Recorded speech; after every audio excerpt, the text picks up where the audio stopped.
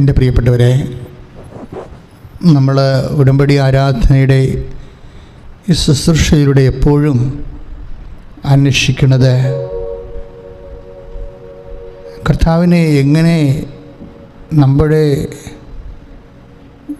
ഹൃദയത്തിൽ അനുഭവിക്കാം,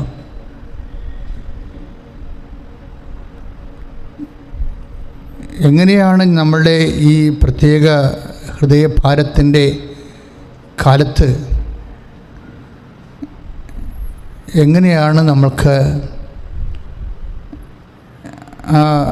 ജീവിത പ്രതിസന്ധിയിലേക്ക് ദൈവത്തെ എത്രയും വേഗം ഇടപെടുത്താം, ഇങ്ങനെയുള്ള കുറച്ച് ടെക്നിക്കലായിട്ടുള്ള വശങ്ങളാണ്, കുറച്ച് സാങ്കേതിക വിഷയങ്ങളാണ്, ആധ്യാത്മിക സാങ്കേതിക വിഷയങ്ങളെന്നാണ് ഞാനതിനെ പറയാൻ ആഗ്രഹിക്കുന്നത്.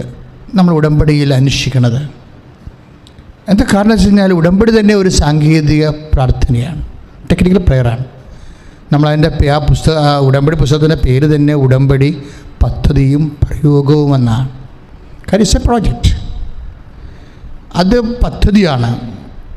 ഈ പദ്ധതിയുടെ വിസിബിലിറ്റി, അതിൻ്റെ ഫലപ്രാപ്തി, ആ ഫലപ്രാപ്തിയെ സ്വാധീനിക്കുന്ന ഘടകങ്ങൾ എന്തൊക്കെയാണ്? ദൈവാനുഭവത്തിൻ്റെ ഈ മേഖലകളിൽ നമുക്ക് മുമ്പേ സഞ്ചരിച്ചവരെ അനുവർത്തിച്ചിട്ടുള്ള മെത്തേഡുകൾ, രീതിശാസ്ത്രങ്ങൾ എന്തൊക്കെയാണ്? അങ്ങനെ ടെക്നിക്കലായിട്ടുള്ള സാങ്കേതികമായ ഒരു അന്വേഷണമാണ് എപ്പോഴും ഉടമ്പടി ധ്യാനത്തിൽ വരുന്നത്. നിങ്ങൾ അച്ഛന് വേണ്ടി പ്രാർത്ഥിക്കുക. കർത്താവായ ദൈവമേ, ഓൺലൈനിൽ പങ്കെടുക്കുന്ന എല്ലാ മക്കളെയും അങ്ങയുടെ തിരുസന്നിധിയിൽ സമർപ്പിക്കുന്നു. ഈ ആരാധന ഇവിടെ എല്ലാം ഇരുന്ന് കൂടുന്നുവോ? മീഡിയയിലെ എപ്പോഴെല്ലാം കൂടുന്നുവോ അപ്പോഴെല്ലാം അവർക്ക് അനുഭവം കിട്ടുന്ന വലിയ അഭിഷേകം ഞങ്ങൾക്ക് നൽകണമേ. കർത്താവേ, അങ്ങയുടെ അഭിഷിക്തനെ ഇപ്പോഴ് ആത്മാവിൽ സ്പർശിക്കണം. അനേകായിരങ്ങള് ഹൃദയം തകർന്ന് മനസ്സ് നുറുങ്ങി ജീവിതം വല്ലാത്ത അവസ്ഥയിൽ അതിജീവിക്കാൻ വേണ്ടി പരിശ്രമിക്കുമ്പോൾ അവർക്ക് കരുത്തായി അവർക്ക് തുണയായി അമ്മയുടെ മധ്യസ്ഥതയിൽ യേശുവിന്റെ ശക്തി അവരാഗ്രഹിക്കുന്ന ജീവിത മണ്ഡലങ്ങളിൽ ആരാധനയുടെ സ്വർഗീയ നിമിഷത്തിൽ അനുഭവിക്കുവാൻ ഇടയാക്കണമേ. ശ്രദ്ധിക്കട്ടെ,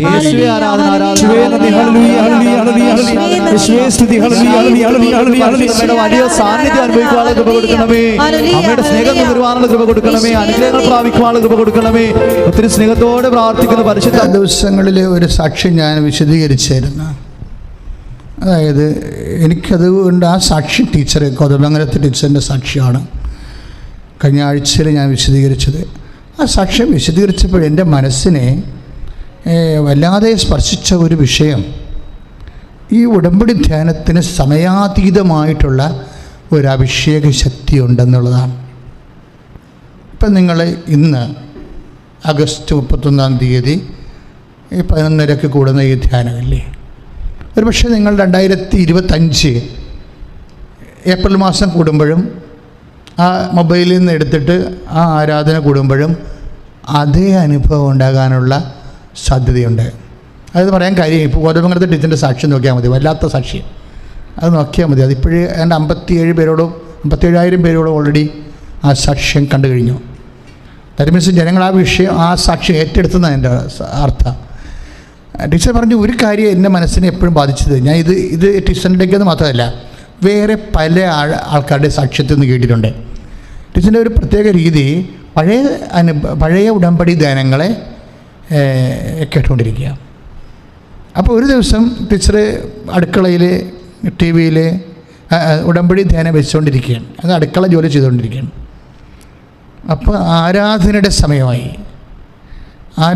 സമയമായി കഴിഞ്ഞപ്പോൾ ആരാധനയിൽ അന്ന് എനിക്ക് കിട്ടിയ ഒരു മെസ്സേജ് ഞാൻ പറയുന്നുണ്ടായിരുന്നു, അത് പ്രാർത്ഥിക്കുന്നുണ്ടായിരുന്നു.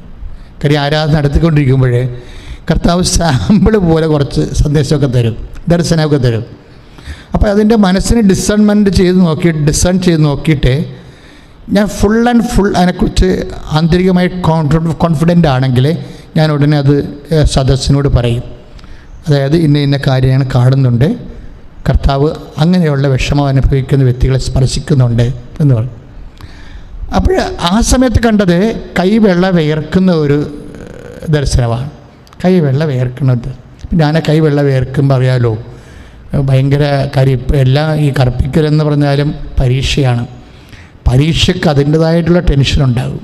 ഇപ്പം കൈവെള്ള വിയർക്കുന്ന നല്ല കാര്യമല്ലേ, അതിനെക്കുറിച്ചത് അതിൻ്റെ വിഷമം അനുഭവിക്കാത്തവർക്കത് മനസ്സിലാകത്തില്ല. പക്ഷേ പരീക്ഷ എഴുതുന്നവരെ സംബന്ധിച്ചിടത്തോളം കൈവെള്ള വിയർക്കണത് അവരുടെ ജീവിതം തന്നെ തീരണ ഒരവസ്ഥയാണ്. വെച്ചാൽ നമ്മളിങ്ങനെ കറുപ്പിച്ചുകൊണ്ടിരിക്കുന്ന സമയത്ത് കയ്യിൽ നിന്ന് വെള്ളം വിയർത്ത് ആ പേപ്പറെ വീഴും. അപ്പോൾ കറുപ്പിക്കുന്ന സ്ഥലത്ത് വെള്ളം വിയർത്ത് വീഴുമ്പോൾ അതോടെ കരച്ചിട്ട് വലുതാകും. അപ്പോൾ ആകപ്പാടെ അതോടെ കമ്പ്യൂട്ടർ ഇത് ഡിക്റ്റേറ്റ് ചെയ്യണമെങ്കിൽ ചിലപ്പോൾ നെഗറ്റീവായി പോകും. ഇങ്ങനെയുള്ള പേപ്പറെല്ലാം കമ്പ്യൂട്ടറിലെ ഡിക്റ്റേറ്റ് ചെയ്യണത്. കമ്പ്യൂട്ടറിനെ സംബന്ധിച്ചിടത്തോളം അതിന് നേരത്തെ കൊടുത്തിരിക്കുന്ന ഡേറ്റ അനുസരിച്ചാണല്ലോ ഡിക്റ്റേഷൻ വരുന്നത്. ഇപ്പോൾ ചെറിയ കുത്തിന് പകരം വലിയ കുത്താണെങ്കിൽ ചിലപ്പോൾ കമ്പ്യൂട്ടർ ഡിക്റ്റേറ്റ് ചെയ്യത്തില്ല. അപ്പോൾ എന്താ പ്രശ്നം ചെയ്ത് അത് പരീക്ഷ എഴുതുന്നവർക്ക് മഷി കൊണ്ട് പേര കൊണ്ട് എഴുതുന്നവർക്ക് ഇതിനേക്കാൾ പ്രശ്നമാണ്. കാരണം അക്ഷരത്തിലെല്ലാം വീഴും. അപ്പം ഞാനിങ്ങനെ ഈ വിഷയത്തിന് വേണ്ടി നിങ്ങളിപ്പോൾ പ്രാർത്ഥിക്കണം.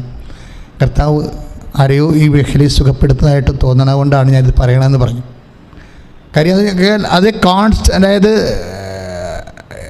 ഡിവൈഡ് ഓഫ് എനി ബേസ്മെൻറ്റ്, അങ്ങനെ ഒരു സാക്ഷ്യം, അങ്ങനെയാണ് ഡിസർമെൻറ്റ് ഞാൻ എടുക്കുന്നത്. ഞാനെടുക്കുന്ന ഡിസർമെൻ്റ് ശാസ്ത്രത്തിൽ അത് തന്നെ പറയണത്.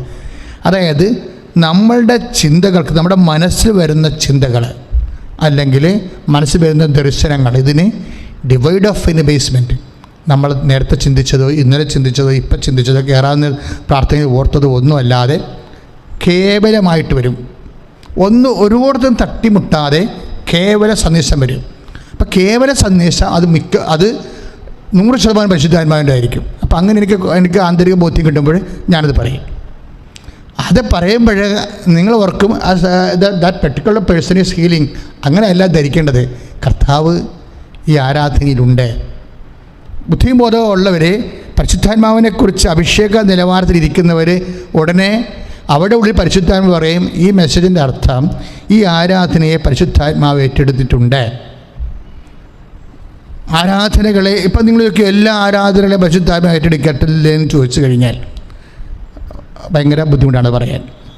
കാര്യം വെച്ച് കഴിഞ്ഞാൽ ചില ആരാധനകൾ യാന്ത്രിക ആരാധനകളാകും. നമ്മളത് യൂട്യൂബിൽ എന്തുമാത്രം ആരാധന കിടക്കണം, അത് കേൾക്കുമ്പോൾ അറിയാൻ പറ്റും. അത് ശ്രവണാഭിഷേകം എന്ന് പറഞ്ഞ് വേറെ വിഷയമുണ്ട്. അതായത് കർത്താവ് ഒരു വചനം പറയുമ്പോൾ അത് ശ്രവിക്കാൻ വേണ്ടി നിങ്ങൾക്ക് പ്രത്യേക അഡീഷണൽ ഗ്രേസ് തരും. അതാണ് കേൾക്കാൻ ചെവിയുള്ളവൻ കേൾക്കട്ടെ എന്നൊക്കെ ഈശോ പറയത്തില്ലേ. ഇപ്പോൾ മത്തായി ശ്രീകാട് സുവിശേഷമില്ലേ 13:9 കേൾക്കാൻ ചെവിയുള്ളവൻ കേൾക്കട്ടെ എന്ന് വെച്ചാൽ അർത്ഥം എന്താ? മത്തായി ശ്രീകാട് സുവിശേഷം 13:9 കേൾക്കാൻ ചെവിയുള്ളവൻ കേൾക്കട്ടെ. അപ്പോൾ നിങ്ങൾക്ക് എന്നാ പരിപാടി, എല്ലാത്തിനും ചെവിയില്ലേ? ചെവി ഇല്ലെന്നാണ് കർത്താവ് പറയണത്. ചെവി ഇല്ലെന്നാണ് പറയണത്. അതായത് വചനം കേൾക്കുന്നതിന് there is a special hearing anointment. ഒരു വചനം കേൾക്കുന്നതിനും ഇപ്പോൾ വചനം പറയുന്നതിന് അനോയിൻമെൻ്റ് ഉള്ളതുപോലെ തന്നെയാണ് വചനം കേൾക്കുന്നതിനും അനോയിൻമെൻ്റ് ഉണ്ട്. നിങ്ങൾ ചെവി ഒന്ന് പൊത്തിക്കേ, ഇതിങ്ങനെ 2 കൈ കൊണ്ട് ഇങ്ങനെ പൊത്തിക്കേ.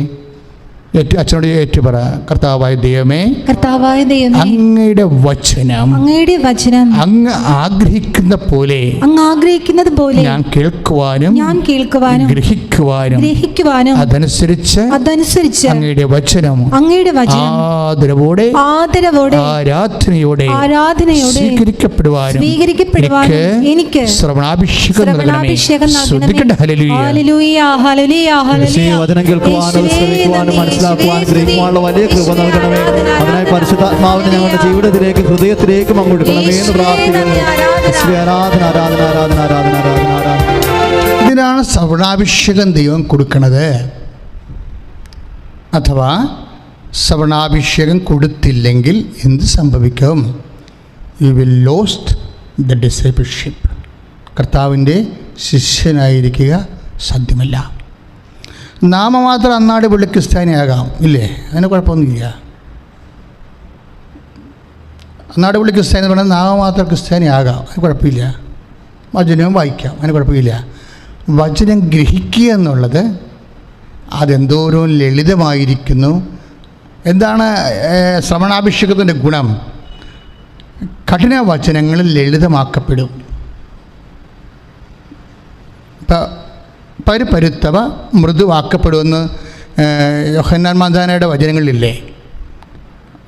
അതുപോലെ തന്നെ കഠിന വചനങ്ങൾ ബേസിക്കായിട്ട് കഠിനമല്ല, പക്ഷേ ഒരാളിന് ശ്രവണാഭിഷേകത്തിന് ലഭിച്ചിരിക്കുന്ന ആനുപാതികം അനുസരിച്ച് കൊണ്ട് അയാൾക്ക് കഠിനമോ ലഘുവോ ആകാം. ഇപ്പോഴേ ഉദാഹരണം, യേശുക്രിസ്തുവിനെക്കുറിച്ച് ഈശോ പറയുന്ന ഭാഗങ്ങളിലെ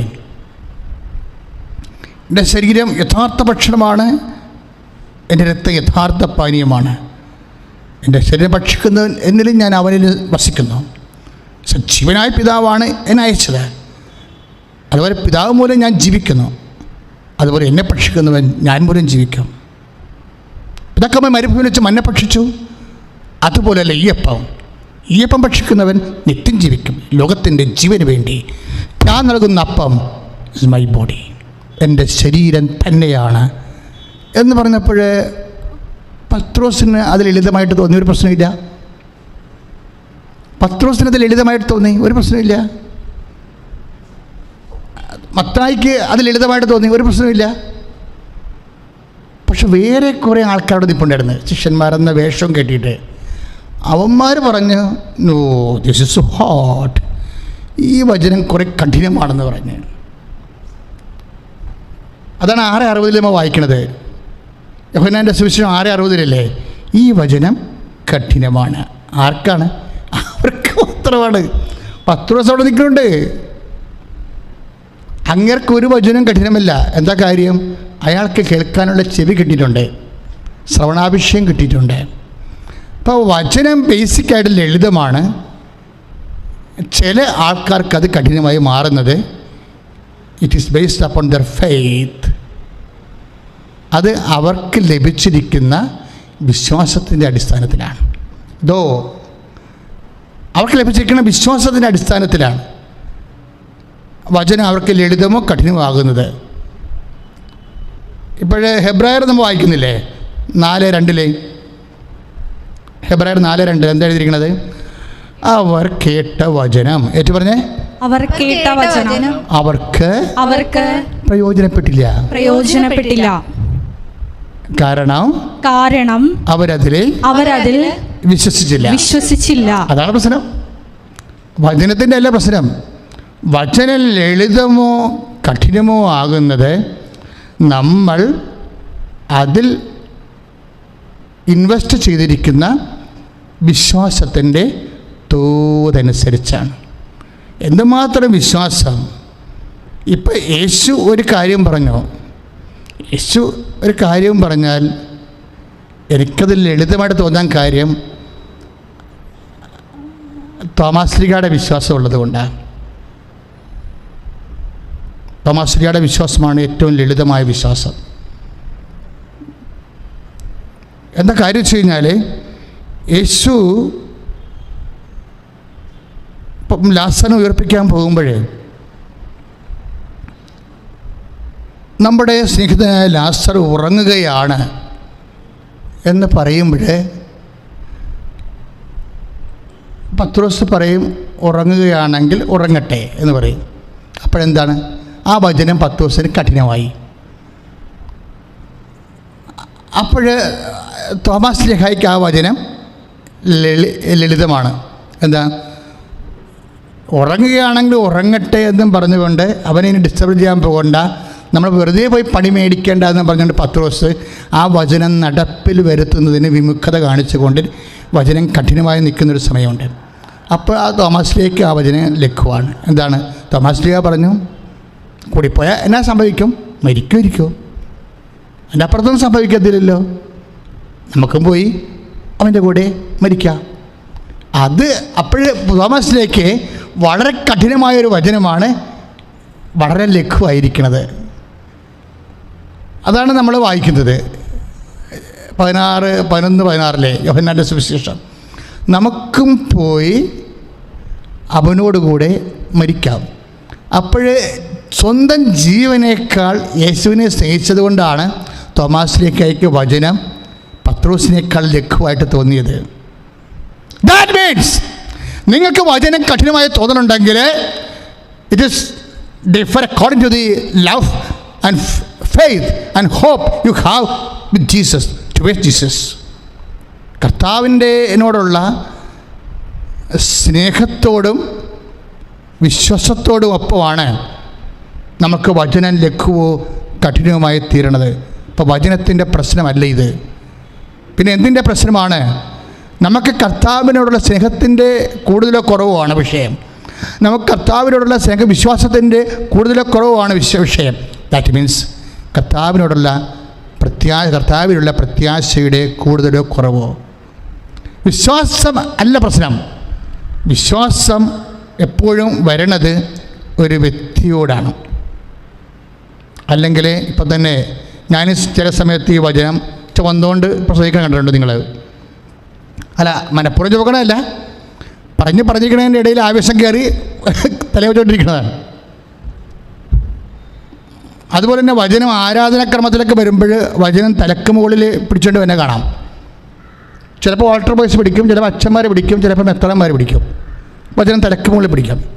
വചനം തലയെ വെച്ചാലും തലക്ക് മുകളിൽ പിടിച്ചാലും നമ്മൾ അതിൽ വിശ്വസിക്കാത്തിടത്തോളം കാലം ഇത് വെറുതെ ഒരു കഥപുസ്തകമാണ്.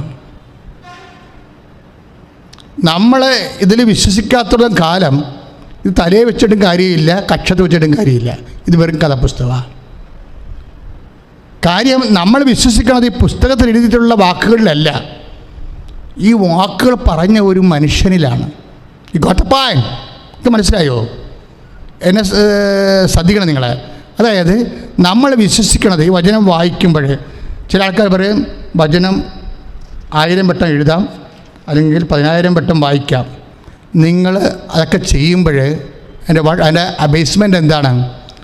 ഈ വചനം പറഞ്ഞു തന്ന ഒരാളിലുള്ള വിശ്വാസം, ഈ വചനം നമുക്ക് പറഞ്ഞു തന്ന ആളിലുള്ള ഒരു സ്നേഹം, ഈ വചനം നമുക്ക് പറഞ്ഞു തന്ന ആളിലുള്ള ഒരു പ്രത്യാശ, അത് നിലനിൽക്കുന്നിടത്തോളം കാലം മാത്രമേ നീ ഈ വചനം ഹോൾഡ് ചെയ്യുന്നത് കൊണ്ട് ഇത് ദൈവത്തിൻ്റെ വചനമായി നിനക്ക് അനുഭവപ്പെടത്തുള്ളൂ. അതിൻ്റെ അർത്ഥം എന്താണ്? കർത്താവിലുള്ള വിശ്വാസം, കർത്താവിലുള്ള സ്നേഹം, കർത്താവിലുള്ള പ്രത്യാശ. ഇതാണ് വചനത്തേക്കാൾ പ്രധാനപ്പെട്ടത്. നമ്മളെഴുതുന്ന ബൈബിളിനേക്കാൾ പ്രധാനപ്പെട്ടത് എന്താ? ആ ബൈബിളിൻ്റെ വാക്കുകൾ നമുക്ക് പറഞ്ഞു തന്ന വ്യക്തിയിലുള്ള നമ്മുടെ വിശ്വാസം. ആ വിശ്വാസമാണ് വചനത്തിലുള്ള വിശ്വാസം എന്ന് പറയണത്. ഇപ്പം ചില ആൾക്കാർക്ക് വിചാരിക്കും ഈ പുസ്തകത്തിലുള്ള വിശ്വാസമാണെന്ന്. പുസ്തകത്തിലുള്ള വിശ്വാസമല്ല. ഈ പുസ്തകത്തിലെ വചനങ്ങൾ സ്പെൽ ഔട്ട് ചെയ്ത ആളുണ്ട്. ആ സ്പെൽ ഔട്ട് ചെയ്ത വ്യക്തിയിലുള്ള, ദാറ്റ് മീൻസ് ബേസിക്കലി അവർ faith is faith in a person, not in a word. നമ്മുടെ വിശ്വാസം എന്ന് പറയുന്നത് ഒരു വ്യക്തിയിലാണ്. ആരിലാണ്? പിതാവ് പുത്രൻ പരിശുദ്ധാത്മാവ് ഒരുമിച്ച് വസിക്കുന്ന പിതാവായ കർത്താവായ യേശുക്രിസ്തുവിലുള്ള വിശ്വാസമാണ്. കർത്താവ് യേശുക്രിസ്തുവിന്റെ സ്നേഹമാണ്. ഹെബ്രായർ എന്താണ് അങ്ങനെ പറയണത്? അവർ കേട്ട വചനം അവർക്ക് പ്രയോജനപ്പെട്ടില്ല, അവരതിൽ വിശ്വസിച്ചില്ല എന്ന് 4:2 എന്താ പറയണത്? അവർ കേട്ട വചനം അവർക്ക് പ്രയോജനപ്പെടണമെങ്കിൽ ആ വചനം പറഞ്ഞ ആളെ വിശ്വസിക്കണം. തോമാസ് ലീഗയ്ക്ക് വചനം ലഘുവായി തോന്നിയത് എന്താ കാരണം? തോമാസ് ലീഗയ്ക്ക് അത്ര ഇഷ്ടമായിരുന്നു ഈശോനോട്. അതാണ് പ്രശ്നം. നമുക്ക് വചനം ലഘുവായി തോന്നണമെങ്കിൽ പത്രോസിന് ആ സമയത്ത് കഠിനമായി തോന്നി. കാര്യം എന്താണ്? കഴിഞ്ഞ ആഴ്ച സ്വർഗ്ഗസ്ഥനായ പിതാവ് എന്ന പ്രാർത്ഥന പഠിപ്പിച്ചപ്പോൾ അവിടെ നിന്ന് എറിയാൻ കല്ലുകളെടുത്താണ്. അതുകൊണ്ട് വേണം നമ്മൾ ബെത്തനിയിൽ നിന്ന് ബെത്ബഹയിൽ വന്ന് താമസിക്കുന്നത്. ഇനിയിപ്പോൾ ലാസ്റ്റർ മരിച്ചു എന്നും പറഞ്ഞ് അങ്ങോട്ട് ചെന്ന് കഴിഞ്ഞാൽ ആ പഴയ കല്ലുമ്പറക്കി വെച്ചിരിക്കുന്ന കക്ഷികൾ നമ്മളെ കൈകാര്യം ചെയ്യും. അതുകൊണ്ട് ഉറങ്ങണം, ഉറങ്ങട്ടെ, അവൻ സുഖം പ്രാപിച്ചു കൊള്ളും. അല്ല, അവൻ മരിച്ചുപോയി എന്ന് ഈശോ പറയും. ഞാൻ അവിടെ ഇല്ലാതിരുന്നതിന് നിങ്ങളെ പ്രതി ഞാൻ ദൈവത്തിന് നന്ദി പറയുന്നു. എന്താ കാര്യം? വിശ്വാസത്തിൻ്റെ ഒരു പാഠം പഠിപ്പിക്കുക. ഞാൻ അവിടെ ഇല്ലാതിരുന്നതിന് നിങ്ങളെ പ്രതി ഞാൻ ദൈവത്തിന് നന്ദി പറയുന്നു. എന്താണ് കാര്യം? വിശ്വാസത്തിൻ്റെ ഒരു പാഠം പഠിപ്പിക്കുക. എന്താണ് വിശ്വാസത്തിൻ്റെ പാഠം? അതാരെയാണ് ആദ്യം പഠിപ്പിച്ചത്? അത് പഠിപ്പിച്ചത് വിശ്വാസത്തിൻ്റെ ഒരു പാഠം പഠിപ്പിച്ചത് ആദ്യം പഠിപ്പിച്ചത് ആരെയാണ്? അപ്പോസ്തലന്മാരല്ല, ഒരു ചേട്ടത്തിനെയാണ് പഠിപ്പിച്ചത്. ഞാൻ അവിടെ ഇല്ലാതിരുന്നതിന് നിങ്ങളെ പ്രതി ഞാൻ ദൈവത്തിന് നന്ദി പറയുന്നു. എന്താ അങ്ങനെ പറയാൻ കാരണം? ഞാൻ അവിടെ ഇല്ലാതിരുന്നത് കൊണ്ട് ഈശോയ്ക്ക് വിശ്വാസത്തിൻ്റെ ഒരു പാഠം പഠിപ്പിക്കാൻ കഴിയും. ഉണ്ടായിരുന്നെങ്കിൽ പറ്റത്തില്ലായിരുന്നു, ലാസർ മരിക്കത്തില്ലായിരുന്നു. മറിയവും മാർത്തായും അത് പറയുന്നുണ്ട്, കർത്താവ് നീ ഇവിടെ ഉണ്ടായിരുന്നെങ്കിൽ അവൻ എൻ്റെ സഹോദരൻ മരിക്കില്ലായിരുന്നു. അപ്പോൾ വിശ്വാസത്തിൻ്റെ പാഠമില്ല. അപ്പം ചില സമയത്ത് കർത്താവ് ഇല്ലാതിരിക്കുന്നതാണ് നല്ലത്. എപ്പോഴും കർത്താവ് ഉണ്ടായിരിക്കണത് അത്ര നല്ലുള്ള കാര്യമല്ല. മനസ്സിലായില്ലേ? ഇപ്പം നീ പ്രാർത്ഥിക്കുന്നു, ഞാൻ പ്രാർത്ഥിച്ചിട്ട് ദൈവം കേൾക്കണില്ല, ദൈവം ഇല്ല, ദാറ്റ്സ് ഓക്കെ, ക്ലിയർ. അപ്പോഴും കർത്താവ് എന്താ പറയണത്? ഞാൻ ഇപ്പോൾ നിൻ്റെ ജീവിതത്തിൽ ഇവിടെ ആബ്സെൻ്റ് ആയിരിക്കണത് നിന്നെ പ്രതി ഞാൻ എൻ്റെ പിതാവിന് നന്ദി പറയുന്നു. എന്താ? വിശ്വാസത്തിൻ്റെ ഒരു പാഠം നീ ഇതിലൂടെ പഠിക്കും. ശ്രുതികട ഹല്ലേലൂയ, ഹല്ലേലൂയ, ഹല്ലേലൂയ. വിശ്വാസത്തിന്റെ പാഠങ്ങൾ ഞങ്ങളെ പഠിപ്പിക്കണമേ. പൂർണ്ണമായുള്ള വിശ്വാസം, ഹൃദയത്തിൽ അടിയുറച്ച വിശ്വാസം ഞങ്ങൾക്ക് നൽകണമേ. യേശുവേ, ആരാധന, ആരാധന, ആരാധന, ആരാധന, ആരാധന. പരിശുദ്ധ പരമ ദിവ്യകാരുണ്യത്തിന് നേരവും ആരാധനയും സ്തുതിയും പുകഴ്ചയും ഉണ്ടായിരിക്കട്ടെ. പരിശുദ്ധ പരമ ദിവ്യകാരുണ്യത്തിന് നേരവും ആരാധനയും സ്തുതിയും പുകഴ്ചയും ഉണ്ടായിരിക്കട്ടെ. എൻ്റെ മക്കളെ, ഈ വിഷയം വളരെ ശ്രദ്ധയോടെ കേൾക്കേണ്ടതാണ്. അതായത് ഒരേ സമയത്ത് തന്നെ പറയുന്ന വചനങ്ങൾ, അതേ ഒരേ സമയം തന്നെ അടുത്ത് നിൽക്കുന്ന രണ്ട് ശിഷ്യന്മാർക്ക് രണ്ട് എക്സ്പീരിയൻസാണ്. ഒരാൾക്ക് വചനം കഠിനമാകുന്നു. അതാണ് 11:15 നമ്മൾ കാണുന്നത്. ഗുരു, ഇപ്പോൾ തന്നെ യഹൂദ നിന്നെ കല്ലെറിയാൻ പോകുന്നു, വീണ്ടും നീ അങ്ങോട്ട് പോവുകയാണോ എന്ന് ചോദിച്ചുകൊണ്ട് പിൻകാലിട്ട് നിൽക്കുന്ന പത്രോസിന് ആ വചനം കഠിനമാണ്. 6:60 അനുസരിച്ചുകൊണ്ട് കഠിനമാണ്. അപ്പോഴേ തന്നെ അത് കേട്ടുവിടുന്ന തോമസിന് ആ വചനം ലഘുവാകുകയാണ്. തോമസ് എന്താ പറയണത്? 11:16 നമുക്കും പോയി അവൻ്റെ കൂടെ മരിക്കാം. ദാറ്റ് മീൻസ് കൂടുതലൊരു മനുഷ്യൻ സംഭവിക്കാൻ സാധ്യതയുള്ള മരണമാണ്. മരണം പോലും സെൻറ്റ് തോമസിന് ലഘുവാണ്. അതുകൊണ്ട് കർത്താവിൻ്റെ വചനവും ലഘുവാണ്. അപ്പോഴും ഭയമാണ് വചനത്തെ കഠിനമോ ലഘുവോ ആക്കി മാറ്റുന്ന ഒന്നാമത്തെ ഘടകം. രണ്ടാമത്തെ ഘടകം എന്താണ്? സ്നേഹം. സ്നേഹമാണ് വചനത്തെ ലഘുവോ കഠിനമോ ആക്കി മാറ്റുന്ന അടുത്ത ഘടകം. ഒരു വ്യക്തി, വിശ്വാസി എപ്പോഴും ശ്രദ്ധിക്കേണ്ട കാര്യം, എന്തോ ഒരു ദൈവത്തോട് എനിക്ക് സ്നേഹമുണ്ട്, എന്തോട് വചനം നിവർത്തിയാക്കുന്നതിലുള്ള ഭയം എനിക്ക് മാറിയിട്ടുണ്ട്. നിങ്ങൾ ദൈവത്തോട് പ്രാർത്ഥിക്കേണ്ട രണ്ട് കാര്യങ്ങളുണ്ട്. അതായത് ഒന്ന്, ഭയം മാറണം. ഭയം മാറിയാലേ വചനം ലഘുവാകത്തുള്ളൂ. പിന്നെ എന്താ? സ്നേഹം കൂടണം. സ്നേഹം കൂടിയാലേ വചനം ലഘുവാകത്തുള്ളൂ. ഇപ്പോഴും നമ്മൾ നേരത്തെ ഒരു സുവിശേഷ പ്രഭാഷണത്തിൽ കേട്ടതാണ്, ഞാൻ തന്നെ പറഞ്ഞതാണ് ഈ വേദിയിൽ. എന്താണ്? അധ്വാനിക്കുന്നവനെ ഭാരം വഹിക്കുന്നവനെ എൻ്റെ അടുക്ക വരിക. ഇപ്പം ഭാരം വഹിക്കുന്നവനുണ്ട് അല്ലേ? ഭാരം വഹിക്കുന്നത് ഓരോരോ ജീവിതാവസ്ഥകൾ കൊണ്ട് മനുഷ്യന് ഭാരമുണ്ടാകാം. സാമ്പത്തികമാകാം, ശാരീരിക രോഗം കൊണ്ട് ശാരീരികമാകാം, കുടുംബത്തിൻ്റെ ഭാരവോടമ്പടി നടക്കാത്തത് കൊണ്ട് മാനസികമാകാം. ഇങ്ങനെ വ്യത്യസ്തങ്ങളായ ഭാരം, ഇങ്ങനെ വ്യത്യസ്തങ്ങളായ ഭാരം മനുഷ്യന് ഉണ്ടാകുമെന്ന് ഈശോയ്ക്കറിയാം. നമ്മൾ 11:18 പോകും, 22 പോകത്തില്ലേ? മത്തായിയുടെ സുവിശേഷം 11:28, 29 വചനങ്ങൾ വരുമ്പോൾ, അധ്വാനിക്കുന്നവനെ ഭാരം വഹിക്കുന്നവനെ എൻ്റെ അടുത്ത് വരിക. എന്തിനാണ്? ഞാൻ നിങ്ങളെ ആശ്വസിപ്പിക്കാം. യേശുവിൻ്റെ അടുത്ത് നമ്മൾ ചെല്ലണം. എന്തിനാണ്? ആശ്വാസം പ്രാപിക്കാൻ വേണ്ടിയാണ് നമ്മൾ ചെല്ലണത്. അത് വ്യക്തമാണത്, അതിന് യാതൊരു തെറ്റുമില്ല.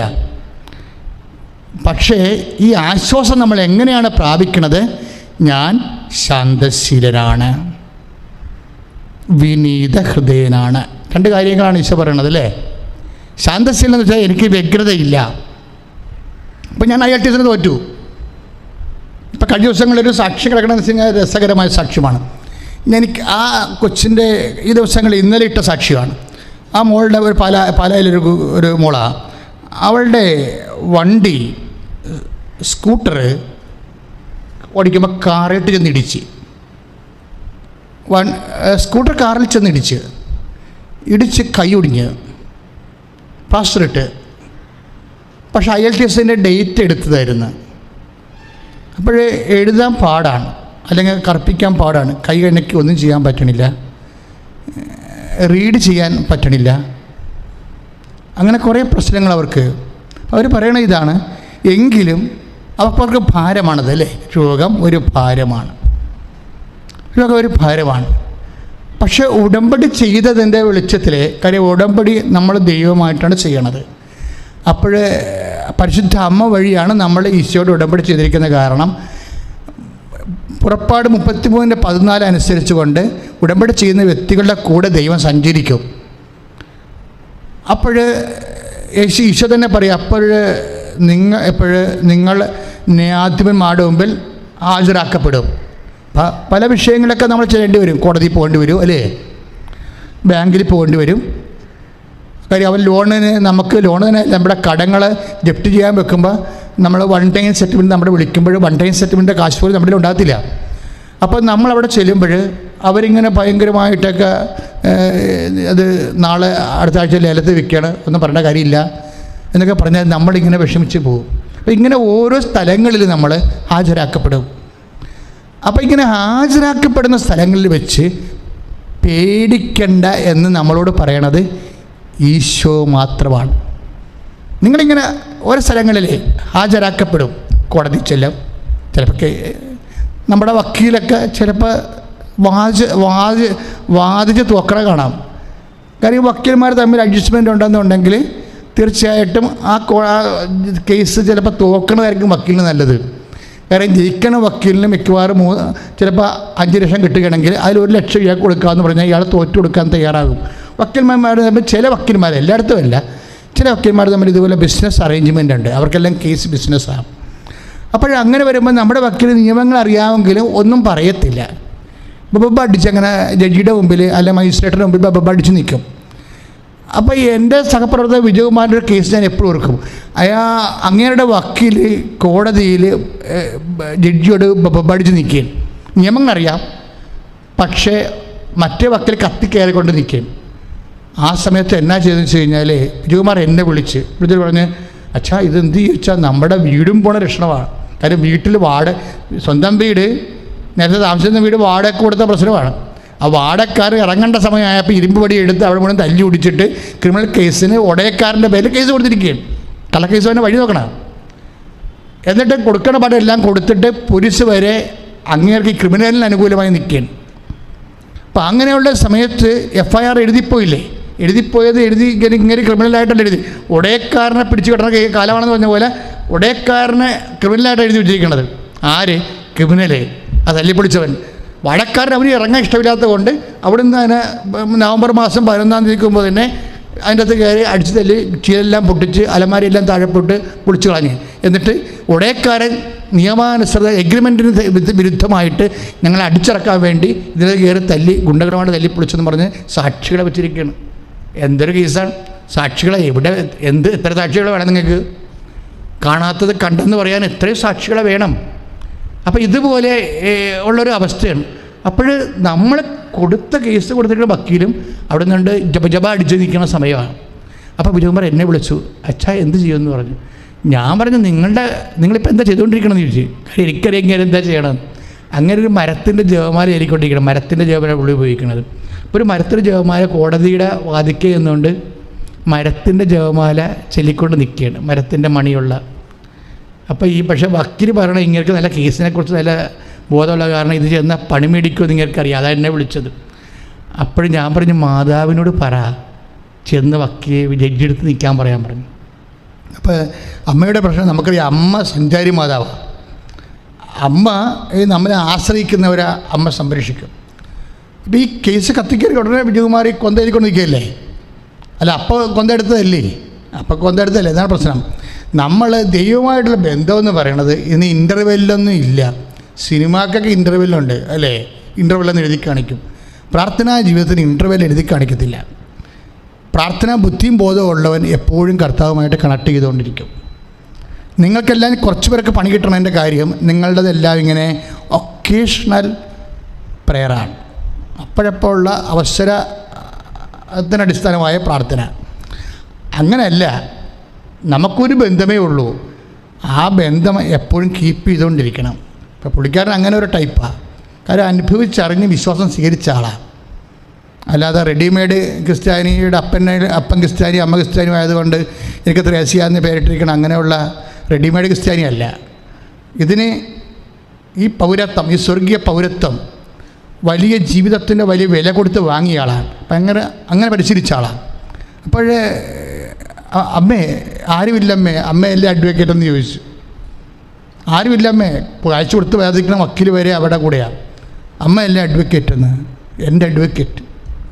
അമ്മ പോയി ജഡ്ജിയുടെ അടുത്ത് നിൽക്കാൻ പറഞ്ഞു.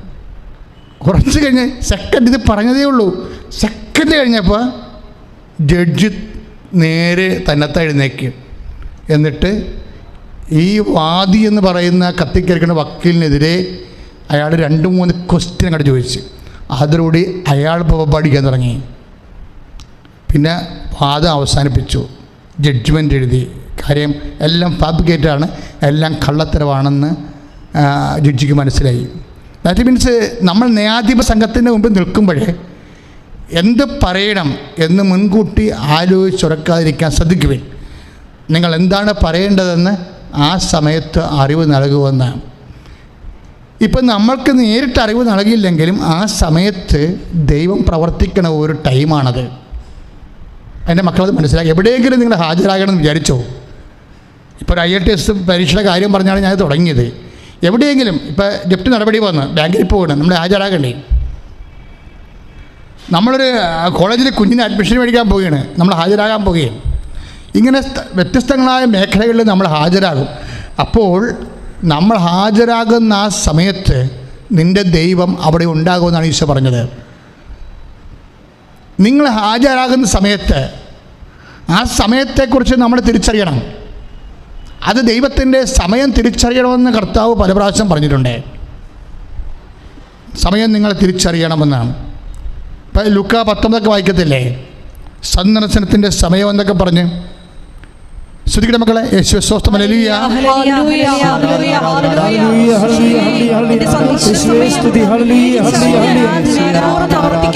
ഞങ്ങളെ ഓരോരുത്തരെയും അഭിഷേകം